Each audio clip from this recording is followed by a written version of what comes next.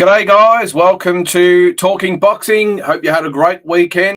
Always great to have you along and plenty to talk about. Who would have thought after the weekend we would have had so much supposed to be a routine win of big fights, and unfortunately it wasn't the case. Our man Canelo suffered the second loss of his career.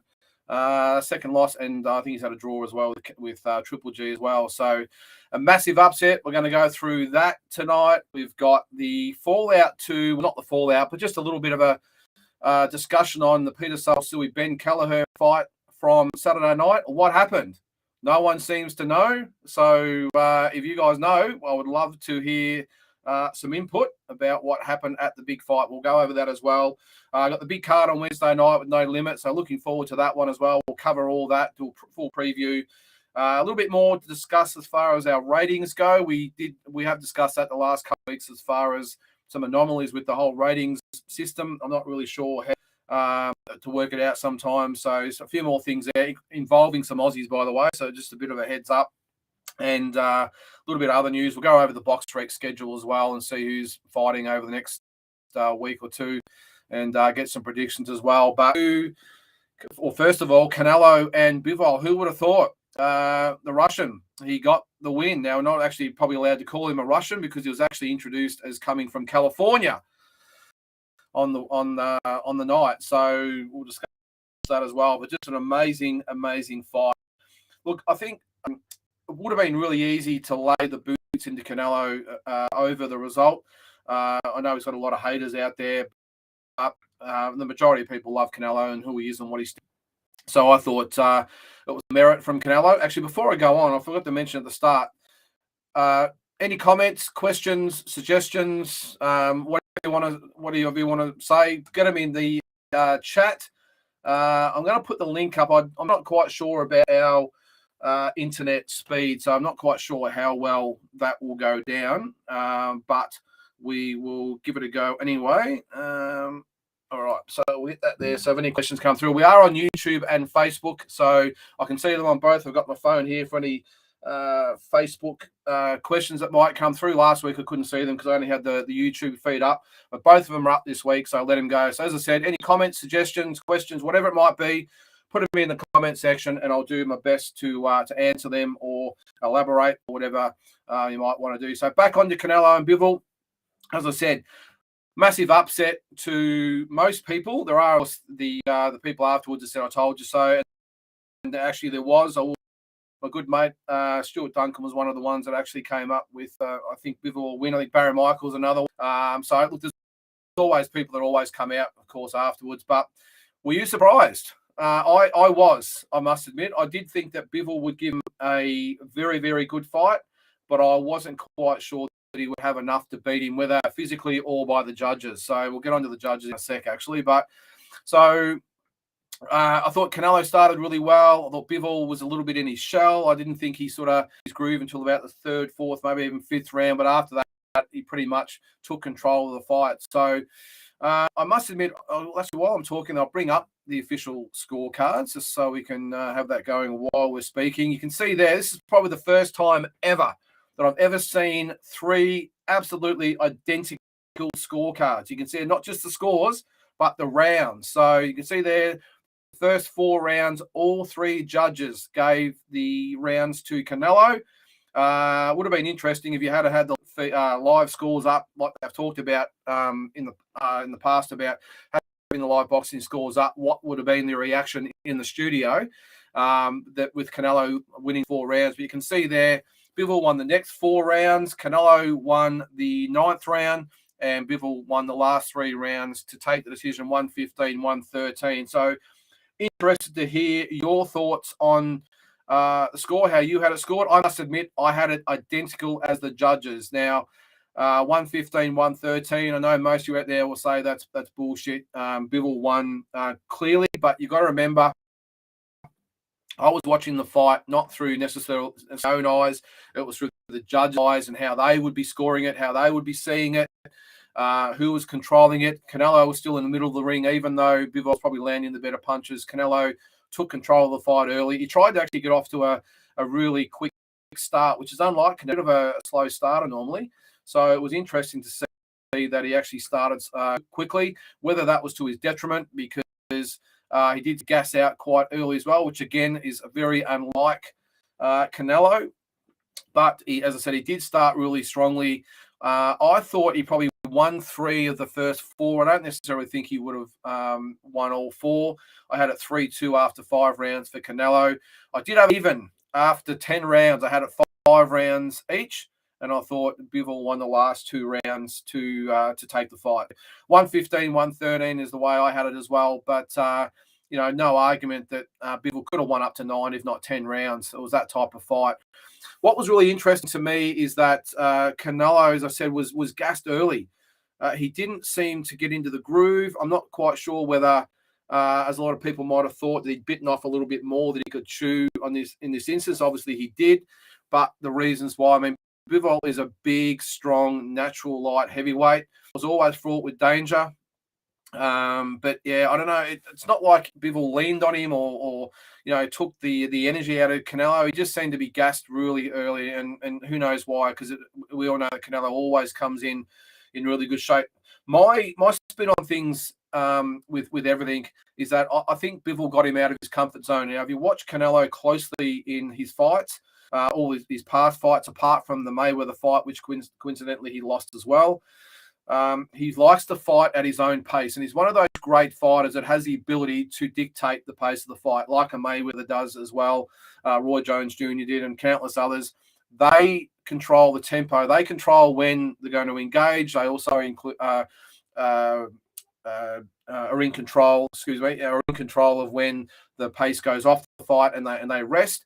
Where you'll see in this fight that Bivol didn't give Canelo the chance to do that. He set the pace early. When Canelo had those first 3 rounds of at a fast pace, he tried to rest. Bivol then upped the pace and got Canelo right out of his comfort zone. And I think that's one of the reasons that really put Canelo on the back foot. And you notice too that Bivol then, once Canelo started to fade a little bit in that 5th and 6th round, Bivol then took center ring and made Canelo fight on the back foot and put the fight all on his terms. So look, polished performance by Bivol. I'm not quite sure whether it was the best Canelo. As I said, I just got the impression that it just wasn't himself. No disrespect to Bivol, but we always say that when a great fighter loses in these circumstances. So we've got a new superstar. The big question is, does he take top of the pound-for-pound ratings? I don't think he does at all.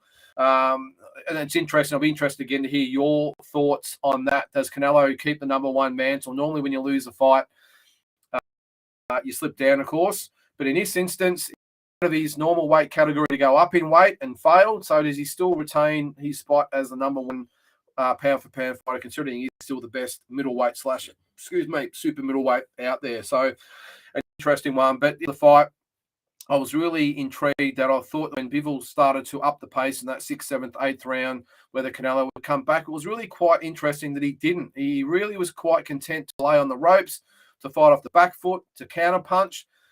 It's easy, of course, to be outside the ring and have all the answers. It's always the way. We're all armchair experts. We're not in there. We haven't got massive beasts like Bivol, staring down at us and throwing punches. But I got the impression that Canelo was pretty much resigned to his fate after about the 9th round. I don't think he thought he could win after that. Not to say he laid down by any means. He did his best. He tried to dig deep, but I just got the impression that he knew that he'd lost. Afterwards, of course, he jumped up on the ropes and said that he won the fight. Of course, he's going to say that. They all do. But I think deep down that he knew he'd lost the fight. I think his corner knew he lost the fight. But yeah, as I said, let me know in the comments here. Firstly, how you guys had it scored, and secondly, does it affect Canelo pound for pound? And the reason I say that also with the pound for pound thing is that Crawford, I think we all agree, is number 2. So does Crawford get a free pass and go up to number 1 with only having 1 fight a year? Does he get to that number 1 mantle? Or someone like Canelo who fights 3 or 4 times a year, slipped up in this one, does he keep the mantle as the number 1 fighter? Because I don't think really, apart from Crawford, I suppose you could put Tyson Fury up there and Errol Spence maybe. There's a couple like that, maybe a Triple G, but I don't think you can really make a case for anyone else to take the spot. And on the pound for pound ratings, where does Bivol rate now in the scheme of things? Does he go in the top 10? Does he have to beat Canelo again? So many questions. But I think there's a lot of shocked people in the arena on the night. So one thing I actually wanted to touch on with the fight is the whole circumstances surrounding Bivol. Now, we all know he's a Russian national. Being Russian these days apparently is a dirty word. Lots of Russians getting banned in sports around the world. There was actually a petition from, I think, the Klitschko brothers and numerous others in the industry to bar this fight, but thankfully common sense prevailed. I don't think you can hold Russian athletes responsible for what's going on, especially someone like Bivol, who's actually openly said that he condemns what's going over on Ukraine. So common sense prevailed. He got the fight, but one, he wasn't allowed to bring his flag into the ring, which I think is, again, staggering. I can understand how it looks politically, but end of the day, the guy is from Russia, so let the guy bring the flag in. The second one was that there was no Russian anthem. I can probably understand that one to some extent. Probably want to have any controversy here, so I can understand maybe not wanting to go down that slope. But the funniest one for me was she introduced him as coming from California, and that's obviously where his trainer Joel Diaz is from. So they actually put up that he was from California, which I think was really disrespectful. I think you can, as I said, I can understand the anthem scenario, maybe even the flag. We don't want to ignite any emotions on the night, but at least maybe say where he's from. I think that was a little bit rough on Bivol. Seemed phased by it all, which is a real credit, I must say, right through it. He was obviously, I won't even say he was the B side. It was more like the C or even D side. He was definitely just an afterthought. It was all about Canelo, as it was, even to the point where, Bivol came into the ring with no foul whatsoever. Canelo came out and he had the big lift and the smoke and the fire and the rest of it. He is Canelo after all, so that was great. But I'm interested to hear your thoughts. Do you think that was a little bit disrespectful to Bivol that they couldn't even announce he was actually from Russia? So I thought that was very intriguing as well. Rematch? Should there be a rematch? Straight afterwards, I know there's a lot of emotion going through it all. Canelo is obviously the most emotional. Bivol said he'd be up for it. Eddie Hearn said he'd be up for it, of course. Lots of money to be made. But if you're Canelo, do you want the rematch? And as a fan, do you guys want to see a rematch?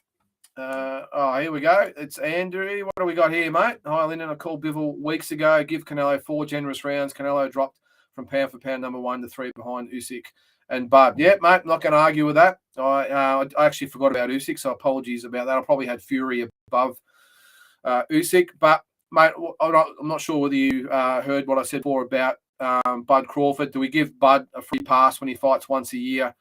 Does he get it by default, or do you have to fight more regularly and earn it? I think there's no doubt that he's actually in the top 2 or 3 as far as ability goes and achievements goes. But do we put him in there when hasn't been active at all in the last few years? So 4 generous rounds. Yeah, look, as I said at the start, mate, I'm not sure whether you saw it. I did have it 115, 113, which is 7 rounds to that. I looked at it through the eyes of the judges and the crowd and the event and the fact that Canelo is Canelo. So, yes, he probably got a 3-round head start from the word.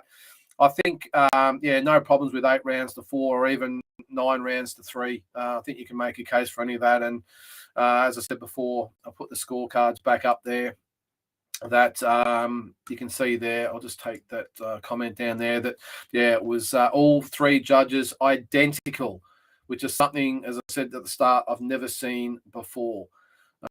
Every single round scored exactly the same, which is bizarre. As far as the rematch goes, I'm a little bit divided. I would love to obviously see him fight Triple G the third time, but knowing Canelo, I think he's going to want to revenge it. It's that throwing the balls up in the air. Do you have the big fight with Triple G that everyone wants to see, or do you go and as true champions do you watch the loss, or do you simply want to say, okay, well, I went to light heavyweight, it didn't work, I lost that one and go back. I'm going back to super middleweight now. I'll rule that division for the next 7 years and then retire. I've got a feeling he's going to want the rematch. to hear what you guys have to say. I think he's going to forego the Triple G fight. I think you'll see September 17th in Vegas that he will fight Bivol in the rematch. Is it a smart decision? Because if he loses to him again, where does that leave him? It's a bit like the Joshua situation with Usyk. Where does that leave him if he loses again? So it's a really, really interesting scenario for all involved when this happens. So, as I said, I think Canelo takes the rematch in September, and then he will then take Triple G after that. Now, speaking of Triple G, before we get on some other items with this fight, it was brought up today by our mate Nick Noonan at Noonan Boy Promotions. He put up on his Instagram page, I think, now that the Triple G fight looks to be over, Triple G maybe won't relinquish the IBF title that we all know that Michael Zarafa is in line to fight. Will we see Triple G take the defense against a Michael Zarafa? Is he in the mix? And if so, what happens? Now, I personally don't think, with all due respect to Michael Zarafa, I personally don't think that Triple G takes that fight. I think he's at a stage of his career where he wants the big fights for the big money. I don't think he would see Michael Zarafa as a viable opponent. Again, all due respect to Michael, I'm just looking at it here through the eyes of the powers that be. I don't think he would see Michael Zarafa as I said, a challenge or a viable challenge or a contender or a defense. So I think I'm not quite sure. He might fight the Brazilian, maybe the number one challenger. I don't think Michael Zarafa gets the shot. But if he did, who do you think wins the fight? I think personally, again with all due respect to Michael Zarafa, I think that ends really, really badly for Michael. As good as he looked against Isaac Hardman, Isaac Hardman's not Triple G, and he's not fighting him in Melbourne. He's fighting him in America, or who knows where the fight would be. Could be down in Miami or New York, wherever. As I said, I think that fight ends really badly for Michael. Even though we'd love to see it, it'd be great. Triple G a few years ago. I've got a feeling that would maybe be a 3 or 4 round fight. And come at me, I'm sure I'll pop it from all angles from the Aussie boxing fans supporting local. It's got nothing to do with allegiances or whatever. It's got to do with facts and the way we see it. Having said that, Triple G surely didn't like a world beater in his last fight, I got to say. So if you're ever going to get him, now's probably the time. So that's an interesting one. What do we got here, mate? Another comment there. First to get to 2 division undisputed champ, automatic pound for pound. Light heavyweight Canelo ceiling should stay at super middleweight. Either a rematch of Bivol there or Bivol versus Mando Zerto. Well, there's also talk that already, I know it only happened yesterday, that if Canelo stays at super middleweight and fights Triple G, that Bivol might even fight the winner of Beterbiev and Smith, which I think could be a really good fight. He's already beaten Smith, of course. I'm not sure whether that would be what he wants. So the Beterbiev fight might be great. Whether they could maybe do it obviously over in Russia remains to be seen. I doubt it with everything going on in the world at the moment. But it's an interesting one. So many things that happen when these events take place. You know, we had it with Joshua Usyk. The Tyson Fury fight went up in smoke, and he was forced to fight Wilder, and then he's retired. So now it's all happening again. And are we going to see the same with Canelo and this whole alphabet soup thing that's going on with Triple G, Canelo, Bivol? It's an amazing situation. I would like him to, on one hand, get the win back, but I doubt that he can do it, if I'm being honest. And I think he will maybe go back and fight Triple G. But as I said, if he fights Zarafa, Triple G, who wins and why? So there was actually our old mate, before we get off this subject, our old mate couldn't help himself. I'm going to show you this video and then I'll comment. Beat him. Let's see. Bivol, an amazing fight by Bivol. 2 inches bigger than Bivol. 20,000. Give me 3 years. I take out Canelo the same way. He's on the ropes like he won. He only won 3 rounds out of the whole entire fight. Eddie Hearn, fuck you.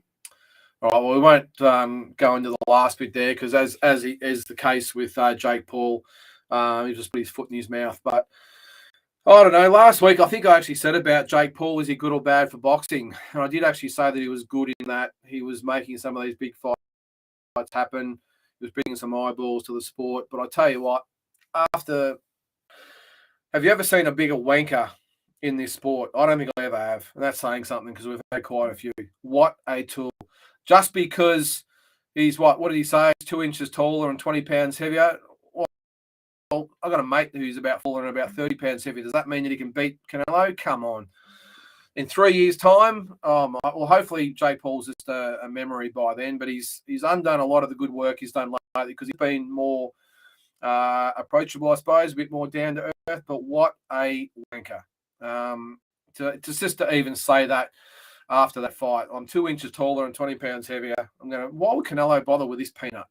But anyway, so hopefully someone gets hold of him. Some boxer that actually is a fighter, a boxer for starters, might get hold of him and end this so it goes no further. But what a stain on the sport that he is. What do we got here? Got a couple of comments here from Facebook as well. Better be Joe Smith. Winner got WBO. Yeah, they have, but me talks, mate, versus Yardy. Or WBO Jew versus Gilberto Ramirez. Jake Paul not worth talking about. Well, you're right. Probably gave him about 30 seconds more than he deserves there because he's an absolute peanut. Look, what you've stated there, mate, is 100% correct. But we're talking about standing the road of a fight worth hundreds of millions of dollars. Money talks. I'm sure there'll be money that will get exchanged for all different, whether it be Triple G or Bivol or Bit of B of whoever. All that makes sense. But if Bivol fights the winner there, I know there's been and all that stuff going on there, but as I said, money talks, and I'm assuming they'd all work something out there. But as I said, there's so many different scenarios that come up in these situations. What do we got here, mate? Another one. Thanks for the comments. Old Triple G still beats the Rafa, in your honest opinion. But because he will always be hoping our boy. Yeah, of course we do, mate. Of course we hope the Aussies get up. But we have to, in these shows, we have to actually state our honest opinion. And my honest opinion is that it ends really, really bad for Michael if he fights Triple G, even though I was not impressed at all by Triple G in his last fight. I thought he looked very, very ordinary, but he'd also been out of the ring for a long time. He was in Japan, and it took him a while to get going. He's also obviously 40 years of age. But, yeah, good luck to Michael if he gets a shot. I hope he does. It's a shot he always, and whether it's against Triple G or anyone else, look, I hope the shot, just like I hope all our Aussies get the shot. But it doesn't mean just because you're ranked that high that you are capable of matching it with a fighter like Triple G, as much as I think he slipped. So, yeah, as I said, mate, hope he gets the shot. I'm sure someone he will get the shot. IBF seem to be doing all sorts of things with Aussie fighters at the moment. We all seem to be, best friends with the IBF at the moment. I actually saw today, and it's on the schedule for a bit later on, but I'll go over it now before we move on. Is I saw that Jason Waitley is now ranked number 10 at cruiserweight. Now, again, I've got a lot of time for Jason, but I'm going to tell it the way it is. Jason Waitley being ranked at number 10 in the IBF underscores the highlights and what I said last week about what the hell goes on with ratings. That with all due respect to Jason, he's a good kid or man. He's a good fighter. We all know, or hopefully, that he'll get some big fights down the track. But to think that he's ranked in the top 10 of the IBF after 10 fights and 10 fights against no one of any resemblance to a world-class fighter, I think that's what's wrong with the ratings now. He won the Oriental title, wherever it was, and got himself a ranking. Best of luck, and I hope one day he gets a shot and wins it. But doesn't change that he's had 10 fights. As I said, has not fought one or beat anyone remotely resembling a world-class fighter. How does someone get ranked in the top 10? And I'll use another example in that as well. There's a guy in there named Alanti. Where is it? Alanti Green is an American. He's had 11 fights and he's ranked, I think, number 8 in the IBF. So how does this happen? I saw today Sam Goodman, another Aussie. He's had 11 fights. Great young talent. I'm sure down the track he will definitely fight for a world title. He's got all the ability in the world. But in this talk now, he's going to be ranked in the top 10 after 11 fights. And again, fighting nobody that's, well, he actually has fought one guy, and I can't remember his name, the Filipino, I think it was, who actually fought for a world title. But I'm a big believer in get shots. I want them to be ready. There's a massive difference between getting a world title shot and being in position to win a world title shot. And that's why I take my hat off. I said it numerous times with Dean Lonigan at DNL. He had Jeff Horn, who not only fought Manny Pacquiao for the world title, but beat Manny Pacquiao for the world title. There's a massive difference with those socios over the journey that have got world title fights and gone overseas and got annihilated because they're just not ready. You know, and we on the show last week with Peter Maniatis, he explained the whole ratings thing. It's about how many sanction fees you've paid, or your promoters paid, and loyalty and relation, all this bullshit. My argument was, what happened to actually being in position to earn your ranking? And when you get the ranking, you're in a position to actually challenge for the title. So that's again, I know I'll probably cop it from a few different people, but I'm just telling it the way it is that, as I said, just because you're ranked in the top 10 doesn't mean you're a top 10 fighter in that division. Please earn your shot, not just for the integrity of the sport, but also to give yourself a great chance to win. You look at Jeff Horn. I haven't got his record in front of me, but I remember he fought Randall Bailey. You know, all these different guys in the lead up to it, all southpaws, orthodox, boxers, punchers. He fought here, he fought overseas. He just got the grounding so that when he got the opportunity to fight Manny Pacquiao, he was ready to go. And we all saw what happened in that fight. So George Kambosos, same deal. Earn his shot the hard way. And I just want it so that when our guys get the opportunity, they just haven't handed. And again, even with Michael Zarafa and Isaac Harbin, I think I said it last week, that neither one of them, in my opinion, should be ranked in the top 10 of the organisations. I don't think they're there yet. Michael Zarafa is probably more qualified than Isaac. I think Isaac is a very, very good fight. Will come back.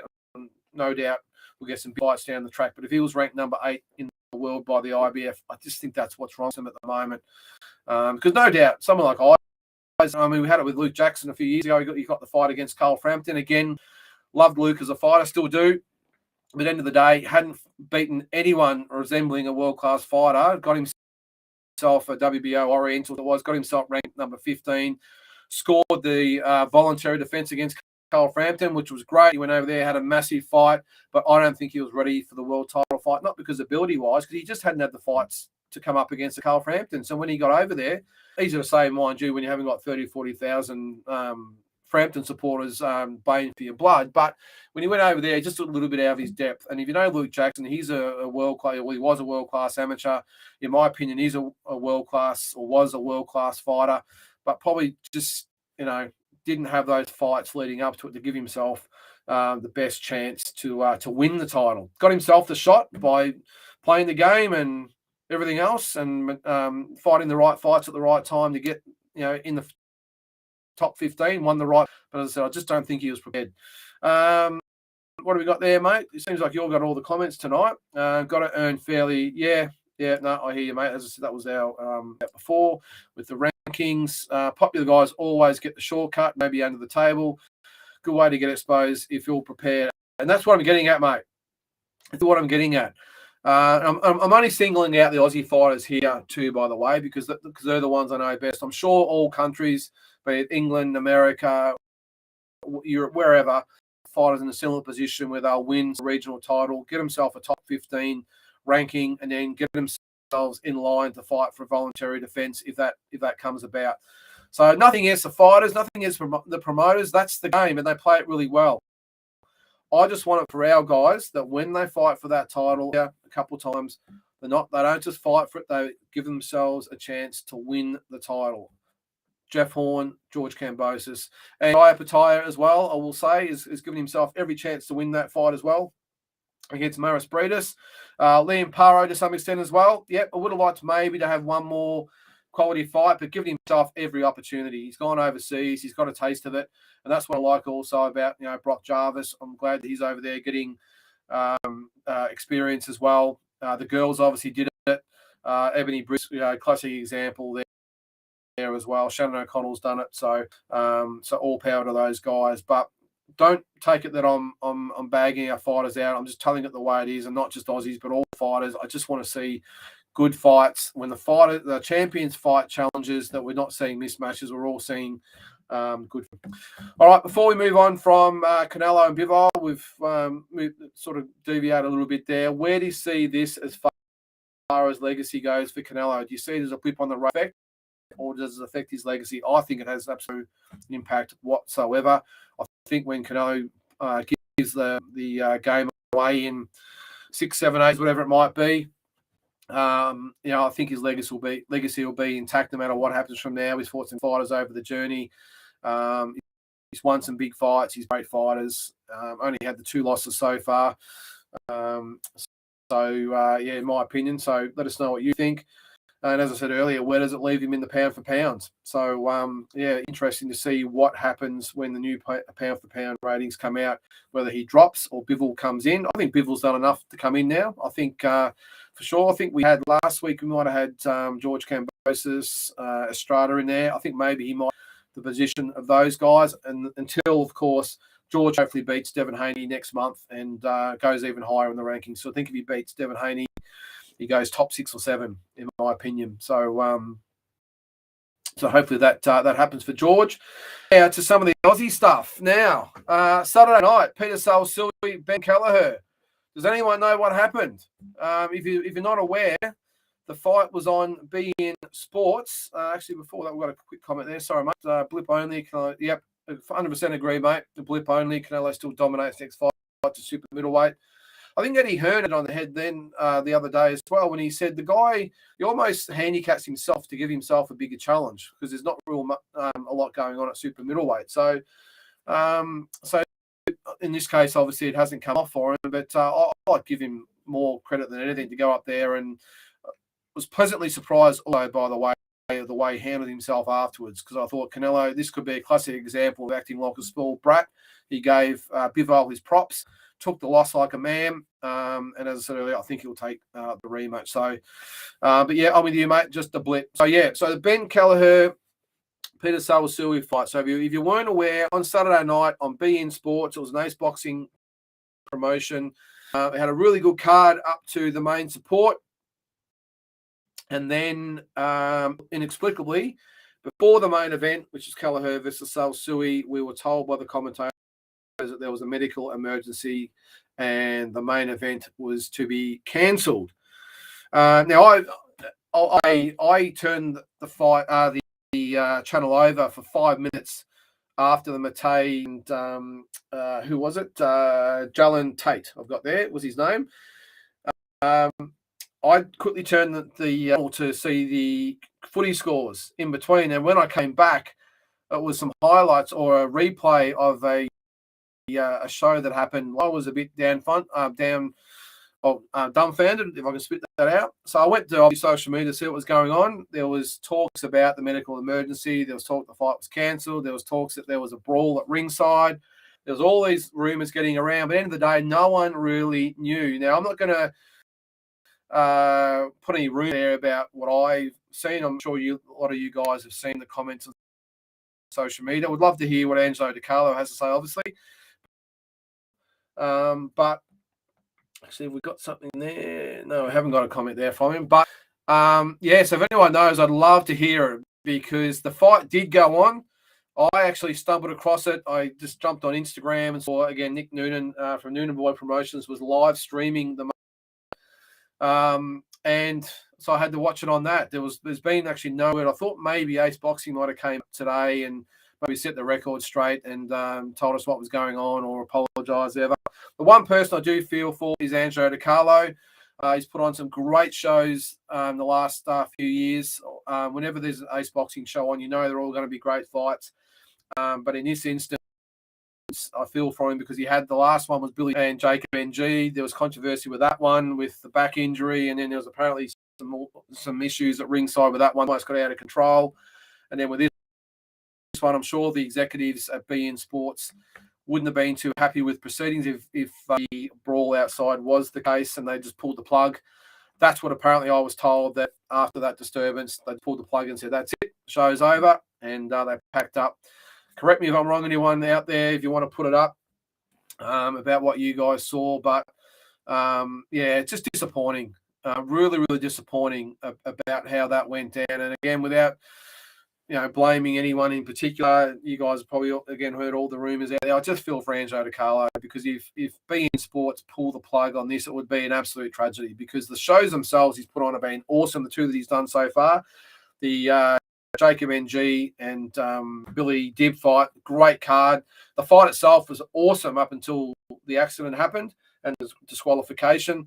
And being that the Sal Sui Kelleher fight going to be the main event, it just really left a sour taste in the mouths of a lot of boxing fans out there. And I think especially because no one really knew what was going on. All the ones that didn't jump on social media, as far as I knew, there was as I said, the medical emergency. They then would have read on social media later on that Sal Sui had a won. So a lot of disgruntled people out there. So maybe a statement would have been great from Angelo and the team just to let us know what was going on. Just for your information, if you didn't catch it at the end, the final I got there, Sal Sui, 76-75 was a split decision, by the way. 76-75 for Sal Sui, 77-74 for Sal Sui, and 76-75 for her. So really hard to make what fight it was, to be honest, because when you're watching on a live stream from someone with a phone at ringside, it's really hard to get the feel of how the fight's going and what's going on in the actual fight itself. Didn't look like it was an overly eventful fight. So I'm not quite sure, again, what you guys think. But again, really disappointed for Angelo and the team that this has happened. I really hope that, again, it was a bit of a blip and beIN Sports let this one slide and they let them have more shows, because I think, as I said, so far, the shows themselves have been awesome. He just hasn't had a lot of luck with the main event and some crowd behaviour. So now on the yard, again, this was Jalen. I hope I've pronounced that right. I'm not sure if it's Helen or Jalen. Tate scored a 7th round stoppage of Manuel Mate. Now, it was a 7th round stoppage. I tried to get some footage of it today. I couldn't find it, so I haven't got that for you. It was even going into the 7th round. I've got the scores here. It was 58-56 for Tate, 58-56 for Mate, and 57-57 each. So it was even going into the 7th round. Now, if you didn't see it, Tate come out all guns blazing. Mate in the corner, and rained punches on him, and the referee jumped in and called the fight off. Now, debatable on what you thought should have happened with the fight for starters. I'm really neither here nor there. I really felt for the referee. In no-win situation. As I've just said then with the score, it was dead even up to that point. So obviously it was a really, really close fight. Mate, though, when he was pinned in the corner, did not punch back. Tate probably rained, I think, about 20 punches on Mate, so you can understand maybe the referee panicked and jumped in and stopped the fight. But having said that, you have to return punches. The referee, even if they're not landing, will only allow a certain amount of punches to be thrown and unanswered before they will automatically stop it. I've actually said in the past, I'm not sure whether you guys have seen it on social media, the guy throws 20 to 30 punches, not one of them land. The other guy's slipping and weaving, whatever, but the referee jumps in and stops the fight because he's not punching back. Again, it's debatable, but in this instance, I can say for yes, it was a good stoppage, but also I can see the argument from the Mate camp why it was a bad stoppage. The fact that it was a really even fight, no one had really been hurt up to that stage. I think you could probably make the case that maybe you should have given him the benefit of the doubt. But as I said, the fact that he wasn't returning punches and he was raining lots of punches on him and he wasn't returning fire, I can understand why he did it. But one thing I am in no doubt about is that the reaction to Mate in his corner, I thought it was absolutely disgraceful. I think they should have sanctions imposed by the combat board. Now, I'll get back to that in a second. One person I felt for the most and I thought was really let down was the referee. I thought he was badly let down by the combat board, security and whatever. Not the promoters. They employ these guys to do the job. So I was really let down that the referee, when he made the decision, Rodney had his say, Mate had his say. That's fine. It's emotional. Lots of things going on there. Highly can probably understand a quick serve of the referee, it happens, but then be done with it. Mate kept going and going. He had the team in the corner going at him as well. I didn't see the combat board jump up in defence of the referee. I didn't see security jump in the ring to protect the referee, and I felt really let down for the referee on the night. So I'm trying to find who the referee was. I'll get that in a sec. But disappointed for him, because when you've got a fighter in your face, who knows what can happen. We've seen it with Zab Judah when he got knocked out by Costello, actually put the hand on the throat of the referee. We don't want to see that in boxing. You see this big push at the moment in football. I'm not quite sure about rugby. I'm sure it's the same. But in AFL at the moment, any dissent towards the umpire, automatic 50-meter penalty. So I would just like to see that in boxing where, as I said, no drama. You've got to get in there and some emotional, have you say, yell and scream for 5 or 10 seconds, go back and then be done with it. But the fact that the referee, like any sport, is sacrosanct to go anywhere near the referee, I just thought really let down by as I said, the boxing control board and the security on the night. Paul Haraba, his feet were still. I got in awful trouble from the fighter commenting about his efforts. However, he did receive an apology from him afterwards. Definitely felt for the ref. 100% agree. Maybe elaborate on that a little bit there, if you can, mate. So you think still you got in awful trouble from the fighter commenting about his efforts from Matei himself or someone else. If he did receive an apology, as I said, mate, I don't care. Afterwards, what happened during that, he deserves to have the book thrown at him as far as his whole attitude, the whole performance from him afterwards. In the interview, he didn't let up when he wouldn't let the referee hold his hand while he held up the arm of his opponent. He kept going, and if all reports are correct, afterwards there were scenes in the crowd as well. I just don't like seeing it. A referee, like an umpire or whatever it might be in any other sport, they need to feel safe and protected and backed up by the powers that be. And that poor old referee did not have that at all. He was hung out to dry. And if Matei had decided to actually throw some punches at him while he was on his own, he was totally on his own. And I really feel for him there.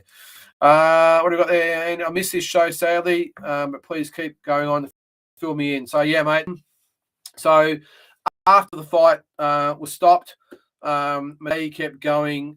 He got in the referee's face. Luckily, he did a hand on the referee, but he kept going and going and going and wouldn't let it rest. And all it would have taken, I think, was a combat board. I think someone at some stage might have got up at one point and said something, but got out the ring, and he kept going to say, hey, get back in your corner and shut up, or else there's going to be some issues. And then even afterwards, explain. You know, I don't know if it's happened yet, but please explain. So I think the combat boards, I've seen it a lot of instances that happen at shows where they've got to hold the organisers, the trainers, the fighters a little bit more accountable. I don't think it happens a lot or enough. And in this instance, as I said, the security, just the combat board even say, one of the security guards, get up there and just stand by him so we can nip this in the bud. But again, even better, one of the guys in charge of the Queensland Combat Board to get in the ring and say, back in your corner and shut up, or else there's going to be some consequences. And if he wants to keep going, then slap him with some sort of sanction afterwards. And I hope what I heard happen afterwards didn't happen, because then it would be even worse. Okay, Paul, so Matei himself actually apologised. Well, maybe what he should do also today is apologise to everyone that actually was watching on the night. Really interesting to hear what you have to say. There you go. What do you say there, mate? Paul, I just thought if he sucked it up and said, I want a rematch, and then next fight, make sure he comes out convinced. Yeah, exactly, mate. Yes, 100%. All he had to do, we all knew he was unhappy. And as I said earlier, you could, either way, I have no problems with saying it was stopped too early or stopped too late, whatever, or it shouldn't have been stopped at all. I got no dramas. My opinion was the referee had no choice. But all that aside, we all see football games on the weekend where an umpire will make the bad call. We get on with it. And if you want to keep going with it, well, you're in the shit afterwards. You get sanctioned or 50-meter penalty, whatever it might be. We have to have something in place for these guys. And I would hope that the combat boards all around look at it and go, maybe we have to have some things in place where maybe after a fight happens, the promoter has to have one of the security guards ready to go to jump in the ring, just to be there, just for a presence to make sure that everything's on the up. So I don't know. I think sometimes you put a little bit too much faith in some people out there. But I'm with you here, Paul. I thought if he sucked it up, yep, definitely pissed off. I don't have a problem with that. Have you say in an interview that you thought it was bullshit and everything else, and then say, look, I would really appreciate a rematch that was stopped prematurely. I was winning the fight. I think I would have won the fight, and I would like a rematch. I'm sure no one would have a problem. I'm sure Carlo would have been on the phone the next day saying, hey, fight for the next card. But the way he carried on, if I was Angelo DiCarlo, I would be saying, Matei, you never, ever, ever fighting on my shows again. That's what I would be as a promoter myself. I would say you are never fighting on my shows again with the way you reacted then. Yep, and not give him an opportunity to come out and have a convincing win because I thought it was absolutely disgraceful. And another point on that, his cornerman should have said, you've had your say now, let's go. Back off. They were upset at the start, and Rodney did have his say. Rodney's a good guy. He was highly emotional as well afterwards. Had his say, but he backed off a little bit. He should have backed his fighter off as well. He should have pulled him back and said, Manuel, mate, back. I know you're upset, and let's just deal with it. Let's protest or ask for a rematch, whatever. But the way he acted was absolutely disgraceful. At least he didn't carry on with the F-bombs like we've seen in the past. Actually expecting. We saw him in a fight a few months back where every second word was F, and not a good look.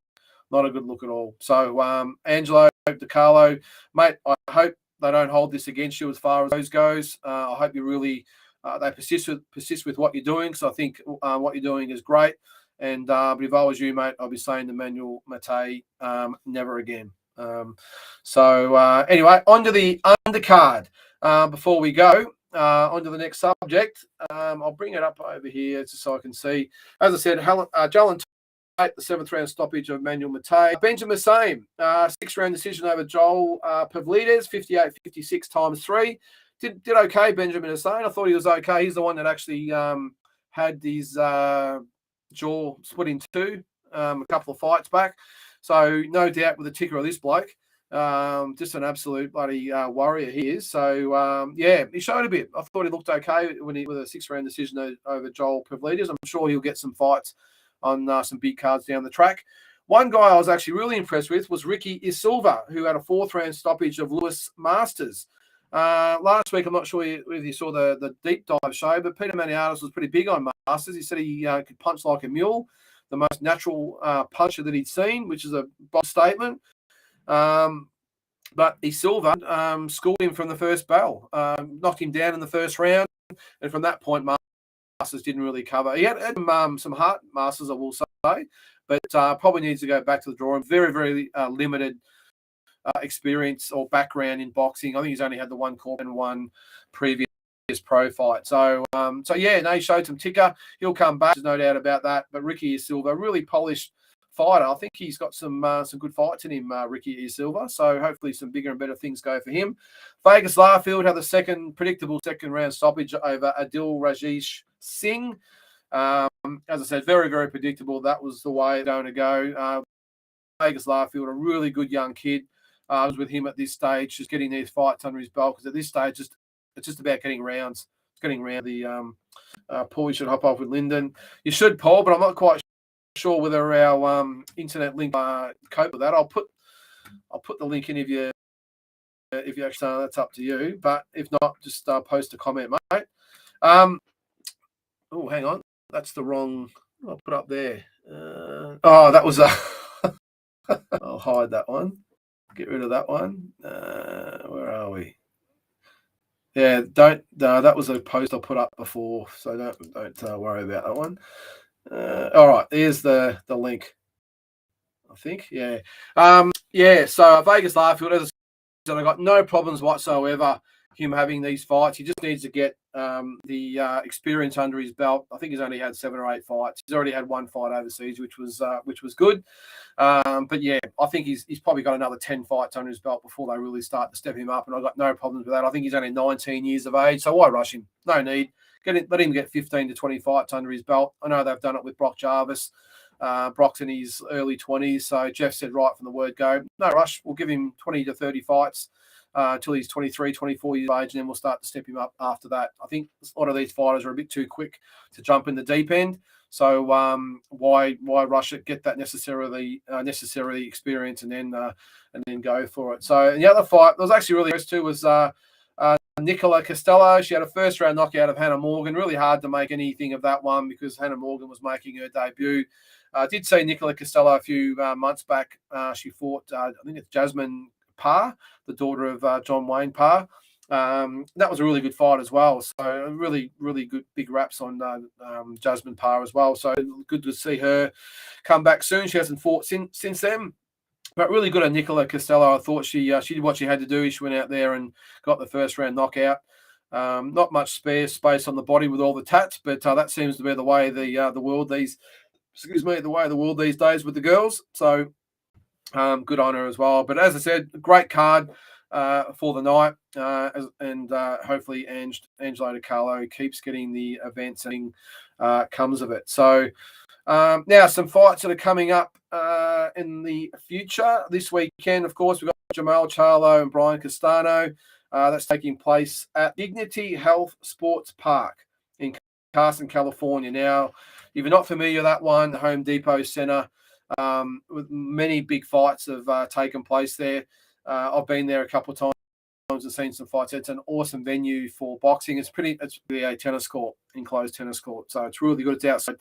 Always great weather in California there. Great atmosphere. It's always packed out. So that will be good. Interested to see or hear who you guys have got in that one. I think Charlo gets the job done this time. I think Castano won the first fight clearly, but I've just got a feeling Charlo, if he's the fighter that we all think he is, he will get the job done over Castano this time and hopefully set up the fight with Tim Tszyu. Tim's going over to that show, I think the next day after the Newcastle event on Wednesday is going over.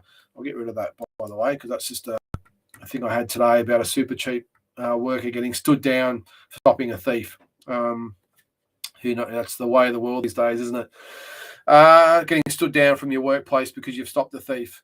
But anyway, so that's this Sunday. I think it's $29.99 on main event. So grab that on Sunday morning. It's about 11 o'clock. There it is. Yeah, main event 11 a.m. $29.99. So you can order that one. So let us know who you think will win that one. As I think Charlo, the chocolates in that one. So yeah, that's about it, guys. Before we go there, let's go to Box Rec. I want to have a look at the shows coming up. I will get where are we? Australia. I'll just get rid of this here. Here we go. Where are we? Here we go. All right. So this week, Wednesday night, we've got Sam Goodman, Fomiya Fusi. This is the undercard we're talking about at the moment. Francis Chua, Hironori Shuro. That'll be a tough one. 11-0-1 against Francis Chua, who's 8-2-1. Sam Goodman, I did mention that, 10-0. Fusi is 11-1. Lynn Sandstrom, 4-2-1 up against Florovic, 8-1. Amber Amelia, 1-0 against Sarah Hallinan, who's 1-1. So that's the main undercard. On the televised portion, Hassan Hamdan, 4-0. I like this, trained by Jeff Fennick, the son of Nader Hamdan, against Trent Girdham, who's 3-0. Now, before we get on to the rest of the fights on that card, I'm not sure if you saw the press conference today, and I didn't get the clip of it, sorry. This Trent Girdham, he gets on there and I think Ben Damon pretty much said, how's it going to go? And it's great to have the fight. Well, immediately goes into the whole trash talking thing. And I must admit, I was like, the whole cringe radar come on. And I was like, do you really have to do this, Trent? Fair dinkum. It's bad enough that you've got a haircut like the way you have. I don't know what the hell they've even called it. Some bleached blonde you got going on. Again, that seems to be the trend these days. So no disrespect to Trent. He's got an MMA background as well. But, mate, Trent, you don't need to do that, mate. You're on national TV. Your hands do the talking. Hassan handled it really, really well. So I'm not getting involved in this shit. We'll just see on Wednesday night. That's what I want to see. Yeah, I know you can have a bit of banter either way, but to start out with the whole, I'm going to do this. I just don't like it. So anyway, that's my 2 cents of that one. Will be a good fight though, because Trent Girdham definitely comes to fight, and I think that Hamden fight will be a ripper. The 3 main undercard fights: Nicola Smith, Harry Garside late, and Paul Gallen, Chris Tazurski. Before I get on to that, let's just see what you have to say there. But, Tim Tszyu had hand surgery. Is it true? Maybe chat next. We'll see how we go with the stream, mate. I've got a shot. You never know. Now, answer your question. Yes, he has had hand surgery on both hands, but it was more of a cleanup rather than actual repair any actual damage. So I think Glenn Jennings said he'd had issues with his hands for the last few fights. Likened it to a football player that had a bit of a clean-up in post-season surgery, just to get a little bit of the scar tissue and a bit of bumps and bruises out of there. So I think that's what he meant. Will not hold him back at all for later this year. And it was more, as I said, just to clean up both. They're both in wrap, so I'd be interested. I'll see him Wednesday night at the show up in Newcastle, so I'm sure to ask him if I run into him. But as I said, Glenn Jennings has come out and said just purely a clean-up, and he'll be right to go back to training in a month or so. So that's good news, because I must admit, the alert came up the other day when I read about it as well, that he'd had hand surgery. Yeah, I think the fact that the winner of Charlo and Castano, he's probably not going to fight those till early next year. So I think they took the opportunity to get it done now, have another fight in another 3 or 4 months' time, and then be cherry ripe for that fight, if it comes about, of course, which is no guarantee. So yes, mate. So he has had surgery, but all good. Now on the 3 mains: Nicola Tszyu, Mason Smith. Mason Smith is definitely a good fighter, we'll say. So I want the Melbourne boys to win the 6. Look, my personal opinion is I don't think he poses a massive challenge to Nikita. I think he'll give a good account of himself. I think he'll give a lot better than maybe Nikita's first opponent did. That's no disrespect to him, because he just was not up to Nikita's level. But Mason Smith, I think, is capable. I just don't think he's in the same league as Nikita. I think Nikita, I've got a feeling it might go to the scorecards, which will be a good thing for Nikita. I think he needs to get some rounds in under the belt, and hopefully sets up a fight with a guy that I know really well in Bo Belbin. I'll be up there with Tassie Brown, his manager and trainer, on Wednesday night. Bo will be up there as well. So I'm really looking forward to having a good talk to Bo. He's a great guy. Bo's a legend guy. No frills, just a really down-to-earth guy. And I really hope he gets that fight with Nikita after this, because I think he'll give a good account of himself. And 2, I think he really deserves it. A really good guy who, is nice guys who you just hope for.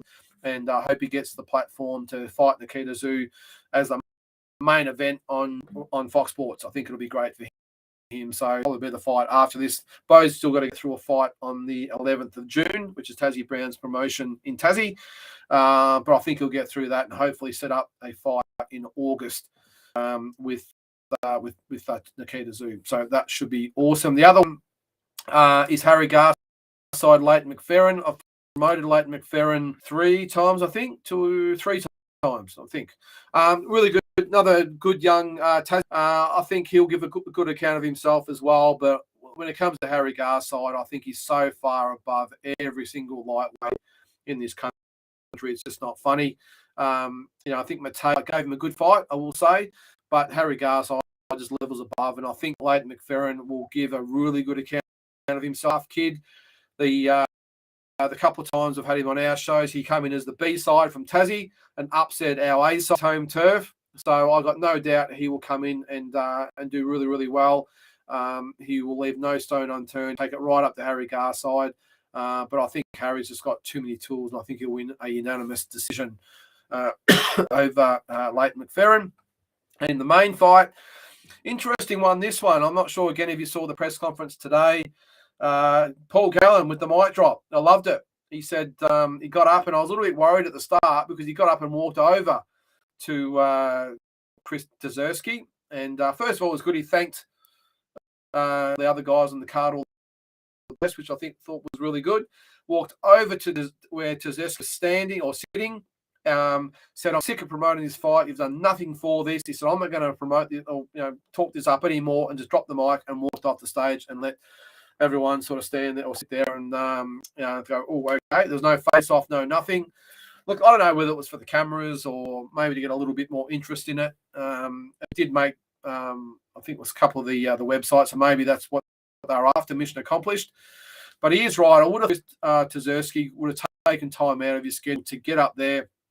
Massive opportunity for him, not only in this fight, but to get more well known to the boxing public out there. So I think it was a real opportunity missed by Chris.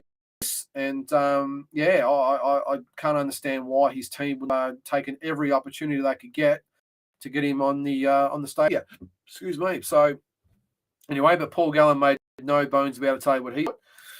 What do we got here, mate? Another comment. Hope Tim plays it safe and waits for Charlo Castano. Is Taz Peter and Mike too busy to join your live? They are too busy to join my live. Now, I must admit, I didn't actually ask them to come on as co-hosts. They already do 2 nights a week as it is at the moment. We do the classic fights and dream fights on a Tuesday. That's Taz and I now. And Peter does the Thursday night with us on Thursday night. Mike, when he's back, will do the Tuesday night with us. But look, it's a lot to ask of the guys, and we all know they've got lives. I really haven't really got much else going on at the moment, so I've got any time. So I love doing it. But it'd be great to have him on for a different opinion. It gets a little bit hard to talk to yourself for a bit over an hour it is now. But we'll get him on. I think he'll play it safe too, but I still think he'll fight. Tim's the sort of guy he loves to fight, and I don't think he'll want to be out of the ring for a year by the time he gets in there.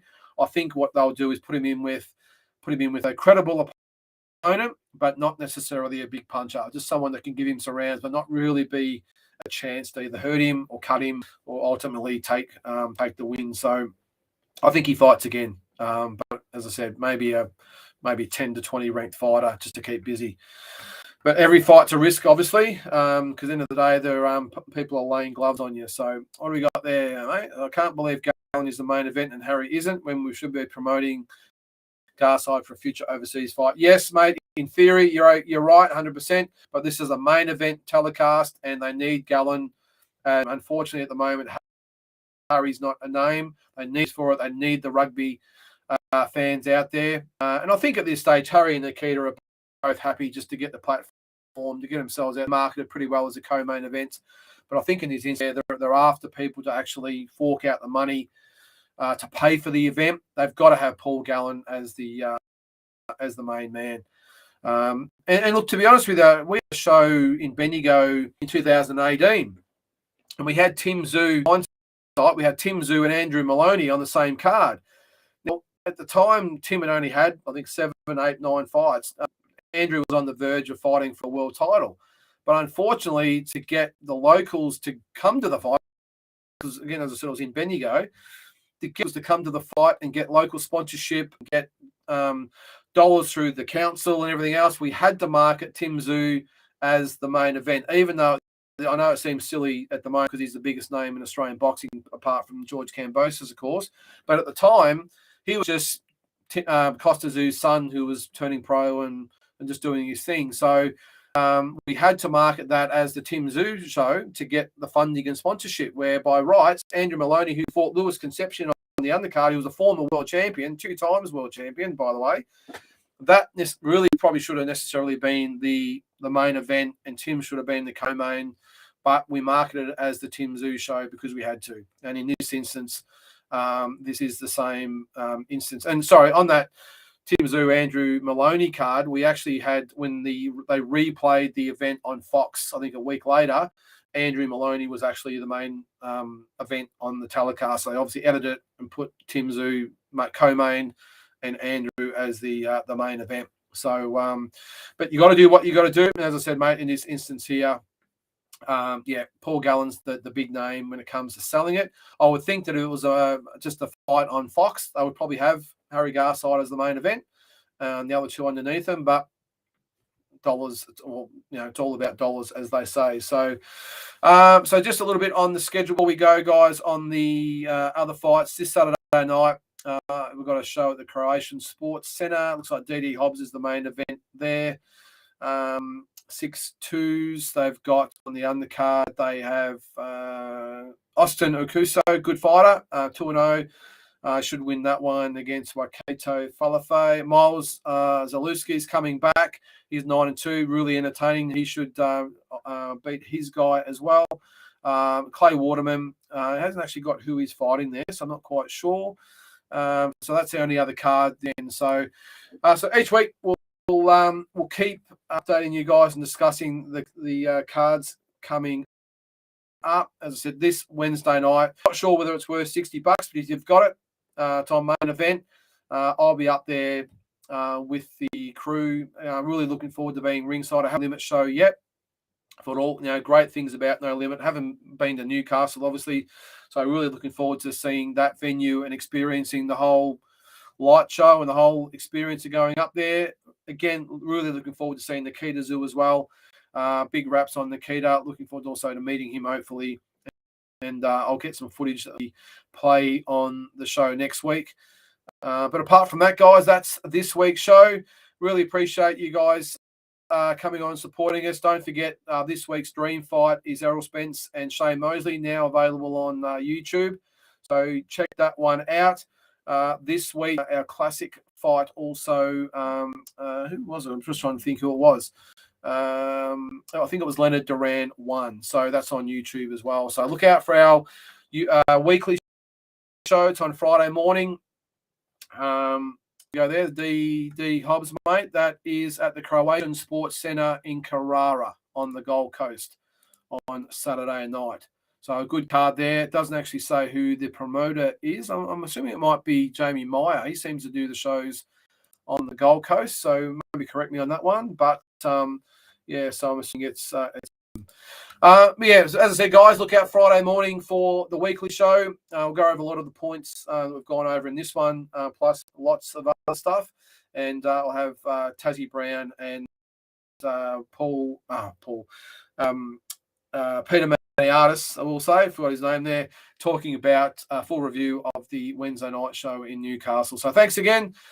Look forward to having you back on board. Then again, if you have a question or comment or whatever you might want, then keep them rolling. Again, the show is all about you. Thanks again, and see you next week.